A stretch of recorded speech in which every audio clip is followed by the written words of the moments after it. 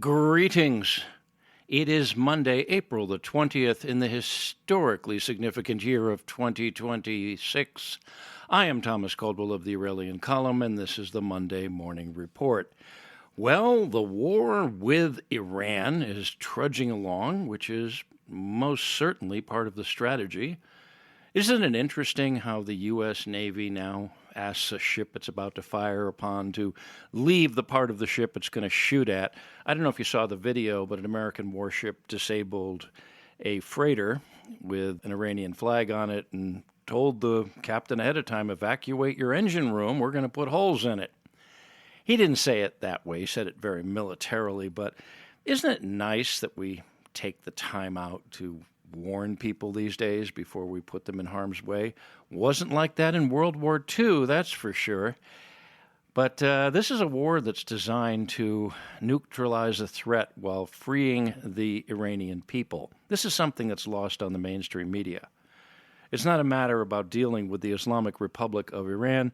It's about getting rid of the Islamic Republic of Iran and replacing it with something more suitable, more human.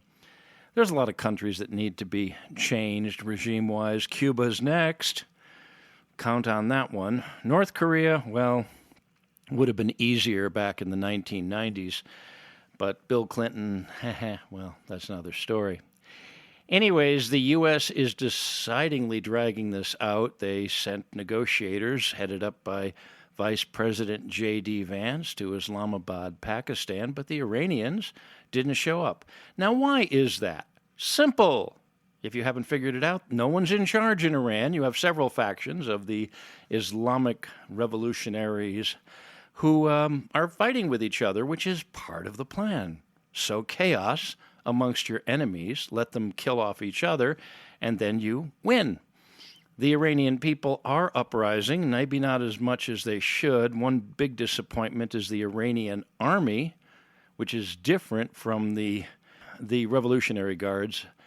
They haven't done much, but if you notice something, none of their leaders have been assassinated, just the Revolutionary Guards. But they haven't stepped up to the plate yet and decided to play ball. We'll see how it goes. But at the very end of the day, the U.S. has pulverized this country, which is the size of Western Europe. This has surprised people that have followed the military for years, including myself. A lot of pundits that have been online saying the U.S. is going to be destroyed or whatever. No. This is, if Trump does pull this off, he'll be labeled a geopolitical genius. And if he doesn't, well, he won't. And he'll suffer for that, or his political party will. I still think that there's a lot more intelligence behind his actions and not all of it his. He's been in touch with a lot of people, among them Condoleezza Rice, who is not a dummy by any stretch of the imagination, and I understand it even has an oil tanker named after her. Well, folks, as I've said before, oil is how our civilization runs, right down to food production, driving cars, building cars, plastic straws, you name it, it's made of plastic. Everything is made of petroleum. Everything runs on petroleum. So if you have to have a war over resources, might as well have one over oil. But the U.S. doesn't get any of its oil through the Straits of Hormuz. Other people do, including the Chinese. The U.S. has done a deal with Indonesia, by the way, and that's a pretty big story, but I'm going to leave that for another time, because that has effectively put the U.S. back in the catbird seat of controlling the major shipping lanes of Earth. Stay tuned for that one.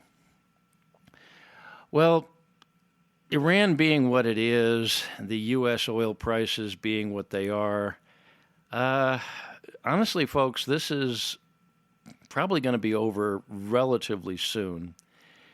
It's part of U.S. government policy and strategy. It has been for a long time to make the bad guy just go crazy over themselves, and that's what they're doing. And I'm getting my stuff from the Iranian diaspora news, which is far more plugged in than anything you're seeing coming off of cable television or, in many cases, YouTube. Stop wringing your hands, especially if you have no control over the situation. It's springtime. Enjoy it. The warm weather's now coming back.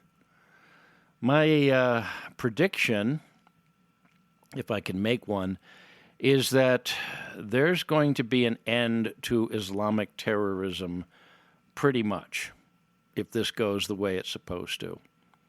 Because all the bad stuff that's been going on since Jimmy Carter sold out the Shah, it could finally be over. And that's something to root for. That's something to look forward to. The U.S. has lost almost no personnel. Amazing what they've been able to do with their powers. The Iranians have fired hypersonic missiles at American aircraft carriers, all of which were shot down. And let's face it, the Chinese gave their favorite toys to the Iranians for testing on real American targets, and they didn't work too well, did they? Hear that, Taiwan? Good. But what is the future now going to be if freedom, that we talk about, is being stifled? Especially since much of Europe is not into freedom of speech anymore. And let's face it, freedom of speech has taken a hell of a toll in the United States. Now, I'm going to be talking about something because today is a day, we were talking about World War II and how sowing chaos amongst the enemy is how to defeat them. And that happened near the end of the game with Germany in World War II. And today's an interesting day because it's the birthday of Adolf Hitler, yes. Most of us don't celebrate that, but there are people out there who do, most of which don't know much about history. But what else is new? However, do you want to punish those people? Do you want to stifle them? Do you want to knock them offline? Well, I'm going to tell you a bit of a story because I was around back when the internet started and just before as well. Prior to the World Wide Web, which came online in 1991, and email, which began to be popular in the late 80s, there was something called bulletin board services and online conferencing. It was brand new. And it was a wonderful time because we didn't have computer viruses or any other hackers out there trying to get our Social Security numbers or credit card numbers. It was a very innocent time, and most of us thought, oh, we're entering a new golden age where people are going to share information, learn about each other, the world will be peaceful, and never goes that way, does it? I was at a conference, though, an international conference I got to attend, I believe it was 1990, and there was a very big gathering. It was not formally on the agenda, which was talking about technology and things. It was a gathering that happened organically among most of the participants. And it was in a ballroom that had not been used, and people turned over some chairs and started talking about freedom of speech online. And to the best of my knowledge, this is the first time there was a gathering of that. I don't know if there's any formal records anywhere. I actually tried to look for formal records of this particular event, and I couldn't find them anywhere. But it did happen. It was in the city of Sendai, Japan, actually. And we started debating whether or not you should cut off obvious bad ideas. Things like National Socialism, which most people call Nazism, radical religious stuff, which was big at the time, as it still is, especially among Muslim fundamentalists, and a lot of other things. And we discussed it and said, yeah, you don't go online and say that John Smith at 12345 Main Street should be killed because he's a bad guy. But there was a lot of back and forth on it. Some of it was a little passionate. Now, one of the guys that stood up, and I don't remember his name, and I wish I did, I'm sure he's long passed, was a former colonel in the U.S. Army who had fought in Vietnam and wore a big cowboy hat and was from Colorado Springs, as I recall. And he talked about the need to let bad ideas out there. And he was very eloquent about it. He said, look, we've gotten those people on our bulletin board services as well. And they have crazy ideas, some of them. Most people get repulsed by them, but the best way to get rid of them is to let them go out there and speak their piece.